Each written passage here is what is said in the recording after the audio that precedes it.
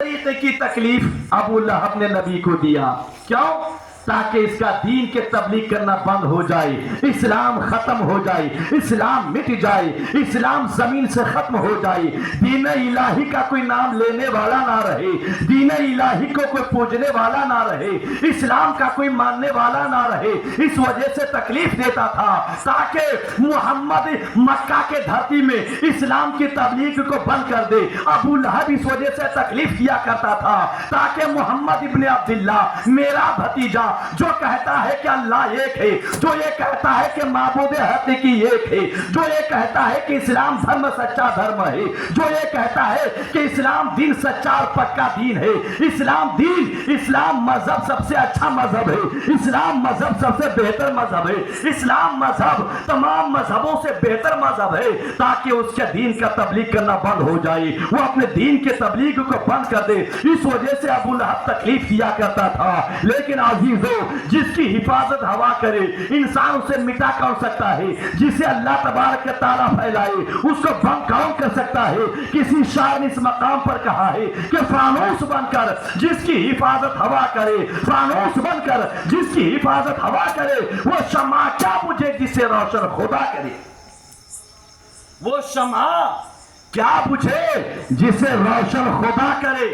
میرے عزیزو, ابو لہب ہر طریقے سے تکلیف دیا, ہر طریقے سے تکلیف دیا. میری ماں بہنوں, غور سے سنو اور اپنے نبی کی طاقت کو دیکھو. اس کے بعد جب رسول کون صلی اللہ علیہ وسلم آمنہ کے گھر جلوہ بار ہوئے, عبداللہ کے گھر جلوہ بار ہوئے, تو نبی کی پیدائش کی خبر صحابیہ نے اپنے مالک ابو لہب کو دیا. کیا کہا کہ آقا آپ کو کچھ خبر ہے؟ لے کیا آپ کے بھائی عبداللہ کے گھر ایک حسین و جمیل بچہ پیدا ہوا ہے, تمہارا بھتیجا جنم لیا ہے. عبداللہ کے گھر ایک حسین و جمیل خوبصورت بچہ پیدا ہوا ہے. جب رسول کی پیدائش کی خبر ابو لہب نے سنا تو بھتیجے کی پیدائش کی خوشی میں ابو لہب نے اپنے ہاتھ کو اٹھایا اور کلمے کے انگلی کے اشارہ کر کے کہا کہ جا, تو نے مجھے میرے بھتیجے کی پیدائش کی خبر دیا تو آج سے میں تم کو آزاد کر دیتا ہوں, جا تم محمد کو دودھ پلا. محمد کو دودھ پلا. میرے عزیزو, ابو لہب نے اپنی باندی کو جو آزاد کیا تھا تو نبی سمجھ کے نہیں بلکہ بھتیجا کی خوشی میں, رسول مان کر نہیں, نبی مان کر نہیں, بلکہ اس نیت سے کہ وہ میرا بھتیجا ہے. بھائی کا تو انتقال ہو چکا ہے, عبداللہ کا انتقال ہو چکا ہے, وہ میرا بھائی تھا اور میرے بھائی کے گھر میں آج ایک خوبصورت بچہ پیدا ہوا, میرا بھتیجا ہے. اس خوشی میں ابو لہب نے اپنی باندی سہیبہ کو آزاد کر دیا. آزاد کرنے کے بعد میرے عزیزو, کچھ دن کے بعد حضرت عباس رضی اللہ تعالیٰ عنہ نے ابو لہب کو خواب میں دیکھا. بخاری شریف کی حدیث پاک ہے, حضرت عباس نے ابو لہب کو خواب میں دیکھا اور حضرت عباس نے ابو لہب سے پوچھا, اے ابو لہب تیرا حال کیا ہے؟ یعنی مرنے کے بعد تیرے ساتھ کیا معاملہ ہوا ہے, قبر میں تیرے ساتھ کیا ہوا؟ تو ابو لہب نے کیا کہا, تم سے جدا ہونے کے بعد مجھے کچھ بھلائی نہیں پہنچی, لیکن ہاں ایک دن ہوتا ہے, ہفتے میں ایک دن اللہ تبارک تعالی مجھ سے میرے اوپر سے عذاب کو دور کر دیتا ہے, اور اسی دن میں اپنے کلمے کی انگلی کو جب چوستا ہوں تو شہد سے زیادہ میٹھا مجھے پانی مل جاتا ہے.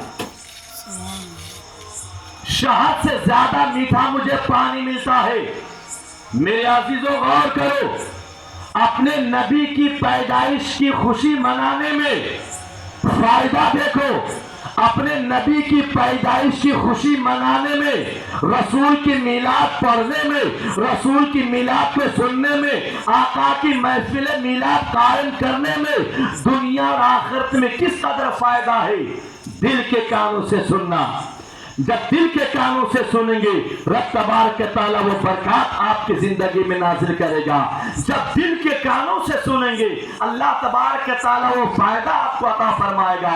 जब दिल के कानों से नबी के बयानात को, फजाइल को सुनेंगे तो रब तबारक तआला बरकतें नाजिल फरमाएगा। जब दिल के कानों से सुनेंगे और मोहब्बत से नबी के महफिल मिलाद को मनाएंगे, आका के मिलाद में आकर बैठेंगे तो रब तबारक तआला अपने हबीब के मिलाद के फायदे और मिलाद की बरकतें आपकी जिंदगी में नाजिल करेगा, आपके घरों में भी नाजिल करेगा, कारोबार में बरकतें नाजिल होंगी, जिंदगी में बरकतें नाजिल होंगी, आयात में बरकतें नाजिल होंगी, तमाम अहले खाना के ऊपर रब तबारक तआला अपने हबीब की मिलाद की बरकतों को नाजिल फरमाएगा। लेकिन शर्त है दिल से। लेकिन कितनों सुना देंगे, मैं समझता हूं यहां कोई नबी भी आकर अगर दिन की तबलीग करे तो इंसान सुधरेंगे नहीं, क्योंकि फूल के पत्ते से कर सकता है हीरे की जिगर, फूल के पत्तों से कर सकता है हीरे की जिगर, कलामे नर्म नाजुक मर्द नादा पर बेअसर, कलामे नर्म नाजुक मर्द नादा पर बेअसर। जब आपके अंदर यह जज्बा रहेगा तो आप क्या अपने दीन को बचा सकते हैं।